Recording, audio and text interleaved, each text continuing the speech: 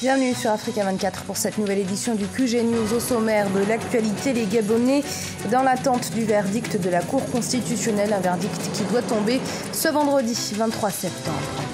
Robert Mugabe, président du Zimbabwe, appelle les États-Unis et leurs alliés à lever les sanctions qui pèsent sur son pays. Un appel lancé dans le cadre de la 71e Assemblée générale des Nations Unies. Et le Bénin va ratifier l'accord de Paris, un accord conclu dans le cadre de la COP 21 et qui vise à lutter contre le réchauffement climatique. Le Gabon, toujours dans l'attente. La Cour constitutionnelle doit confirmer ou non la réélection d'Ali Bongo à la tête du pays. L'audience qui a débuté ce jeudi 22 septembre doit rendre ses conclusions ce vendredi et trancher définitivement le contentieux électoral qui oppose le président Ali Bongo au candidat Jean Ping. C'est un reportage de Serge Kofi et de Douglas Toutoum. L'audience de la Cour constitutionnelle a débuté par la lecture du juge rapporteur des arguments et contre-arguments des deux camps. Dans ce rapport, les candidats Jean Ping et Ali Bongo Ondimba s'accusent mutuellement de fraude lors du scrutin du 27 août 2016 au Gabon. Ensuite, les avocats ont fait leurs remarques. La défense de Jean Ping a fait remarquer, selon elle, l'opacité dans laquelle s'est déroulée l'instruction. Elle a également défendu l'authenticité des procès-verbaux en leur possession. Nous n'avons jamais été informés de rien du tout. Aucun acte de procédure ne nous a été notifié à temps. Quand on demande les informations au greffe, on dit vous allez le savoir après. Quand j'ai dû écrire 3 jours avant la fin de l'échéance à monsieur le doyen pour dire je ne comprends pas, je m'inquiète, il n'y a rien qui arrive. Et on m'a répondu clairement, monsieur le juge m'a répondu clairement pour me dire que les juges mènent leur enquête comme la loi le permet, c'est-à-dire ils organisent les mesures d'instruction d'enquête qu'ils jugent nécessaires, que notre demande d'une commission d'experts des deux camps n'est pas admise, je ne sais pas sur la base de quoi. Pourtant, la loi prévoit que les juges peuvent se faire assister ou peuvent désigner des experts à leur côté. Pour Francis Kéa, l'avocat d'Ali Bongo dans cette affaire, seuls les procès-verbaux provenant de la Commission nationale électorale doivent faire foi. Et la Cour constitutionnelle doit aussi vérifier la régularité du scrutin dans 27 bureaux de vote dans la commune de Libreville. Madame le Président, le monde entier nous écoute. Vous êtes aujourd'hui le médecin de notre pays. Vous êtes le médecin de ce peuple. Nous vous demandons un à un de nous revoir tous ces procès-verbaux. Un à un. Sur la base de l'article 66. L'article 66 vous donne la possibilité de vérifier la régularité de toute l'élection. Vous devez vérifier la régularité de toute l'élection, la sincérité du scrutin. Et sur cette base, Madame le Président, vous allez vous référer aux procès-verbaux de l'administration.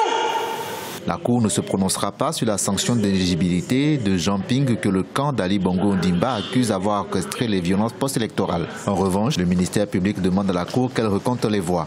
Les autres points qui divisent les deux camps sont mis en délibéré et la Cour statuera comme il lui appartiendra et le verdict devrait être connu ce 23 septembre 2016. Et notre envoyé spécial Serge Kofi est à Libreville, la capitale gabonaise. Il est allé à la rencontre de ces Gabonais qui sont suspendus au verdict de la Cour constitutionnelle. Regardez. Alors ce vendredi 23 septembre est une date très importante pour le Gabon. On le sait depuis ce jeudi, la Cour constitutionnelle est en train de siéger en audience publique. Il y a 3 recours. Celui de Jean Ping qui souhaite un recomptage des voix dans la province du Haut-Ogooué. Nous sommes descendus dans les rues de Libreville afin de voir comment est-ce que les populations attendent le verdict de la Cour constitutionnelle. Et nous sommes présentement au carrefour Léon Bal, devant la maison du premier président du Gabon. C'est un carrefour qui est très très fréquenté, un peu à l'image de ce qu'on a pu voir dans les rues de la capitale lorsque nous nous sommes promenés tout à l'heure. On note que les services sont ouverts, que les populations vaquent à leurs occupations.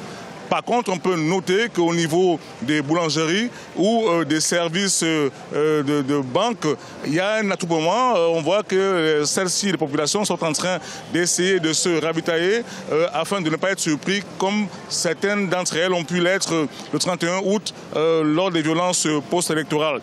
On notera aussi qu'il y a un très léger dispositif de sécurité qui est mis à certains carrefours. Pour l'instant, ça n'a rien d'oppressant. Et il y a 2 jours, on se rappelle que les autorités publiques, lors d'une conférence de presse, avaient affirmé qu'elles avaient pris toutes les dispositions pour qu'il y ait de la sécurité au niveau des populations. Alors, de manière globale, tout le monde est donc dans l'attente de ce verdict de la Cour constitutionnelle. Et c'était notre envoyé spécial Thierry Ngogang et non Serge Kofi. Lors de son allocution à la 71e Assemblée générale des Nations Unies, le président zimbabwéen Robert Mugabe a de nouveau lancé un appel aux États-Unis et à leurs partenaires, lever les sanctions qui pèsent sur le Zimbabwe depuis 16 années maintenant. Des sanctions qui freinent considérablement le plan de développement durable du pays. Olivia Yeredoué. Les mesures restrictives imposées au Zimbabwe obstaclent à la réalisation des objectifs de développement durable. C'est le constat du président zimbabwéen Robert Mugabe à la tribune des Nations Unies ce jeudi 22 septembre 2016. Depuis 2002, les États-Unis et l'Union européenne ont institué des sanctions à l'encontre du Zimbabwe qui comprennent un embargo sur les armes et la suspension de la coopération au titre du Fonds européen de développement. Le plus grand obstacle à la réalisation du programme 2030 est le fardeau que représentent des sanctions haineuses imposées par des puissances hégémonistes et néo-impérialistes parmi nous. Mon pays, le Zimbabwe, est la victime innocente de sanctions cruelles imposées par les États-Unis et d'autres pays occidentaux. Au Zimbabwe, ces sanctions ont abouti à une hyperinflation et au chômage de masse qui atteint les 80%. Par conséquent, le gouvernement zimbabwéen a été contraint de renoncer à la devise nationale à l'intérieur du pays et à adopter une nouvelle monnaie indexée sur le dollar ce 15 septembre 2016. Je réitère mon appel adressé au Royaume-Uni, aux États-Unis et à leurs alliés afin qu'ils lèvent les sanctions illégales, injustifiées, imposées à mon pays et à mon peuple. Nous devons tous être liés par les engagements que nous avons pris à l'égard du programme 2030, dans le cadre duquel nous avons tous décidé de renoncer aux sanctions à l'heure du dialogue. Au-delà des sanctions internationales, le Zimbabwe doit faire face à une vague de protestations sans précédent. Les opposants zimbabwéens accusent le pouvoir d'être à l'origine de la crise économique que traverse le pays. Des accusations partagées par le dirigeant du Botswana, Seretse Khamayan, qui considère que le Zimbabwe est source d'instabilité dans la région, en raison notamment des centaines de milliers de Zimbabwéens qui cherchent refuge dans les pays voisins. Il a appelé ce jeudi 22 septembre le président Robert Mugabe à quitter le pouvoir. Début ce vendredi 23 septembre de la campagne pour les élections législatives du 7 octobre au Maroc. Une campagne qui s'annonce particulièrement mouvementée au vu des tensions croissantes au sein du gouvernement de coalition. Rappelons que ces élections verront s'affronter en premier lieu le PJD, le parti du Premier ministre Abdelila Benkiran, et le PAM, le parti Authenticité et Moderne, fondé en 2008.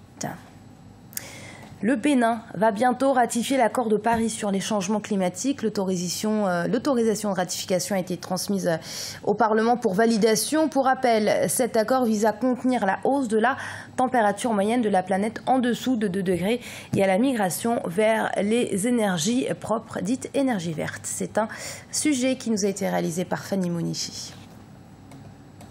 Les autorités du Bénin déterminées à participer activement aux politiques mondiales de développement durable. Le pays a d'ailleurs démarré le processus de ratification de l'accord de Paris sur le climat, adopté le 12 décembre dernier. Pour le président béninois Patrice Talon, lutte contre les changements climatiques et lutte contre la pauvreté sont intimement liés. Le défi des changements climatiques nous a amenés à faire converger nos intelligences et à prendre la décision de mobiliser des moyens considérables.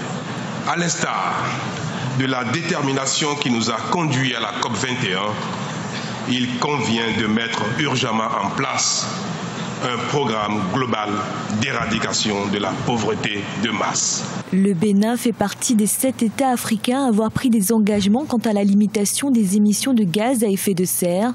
Le pays mise pour cela sur la reforestation avec un objectif de réduction de 120 tonnes équivalent de dioxyde de carbone. Je voudrais ici affirmer l'engagement de mon pays à contribuer activement à la mise en œuvre des décisions de la Convention sur les changements climatiques adoptée à la conférence de Paris. Je signale que l'accord international sur le climat a déjà été signé par le Bénin et que le processus de sa ratification est en cours. Le prochain rendez-vous mondial sur le climat aura lieu sur le continent africain. La COP22 se déroulera ainsi du 7 au 18 novembre à Marrakech, au Maroc. Elle visera essentiellement à l'application de l'accord de Paris. Ce journal a été préparé par l'ensemble de la rédaction. Merci de l'avoir suivi.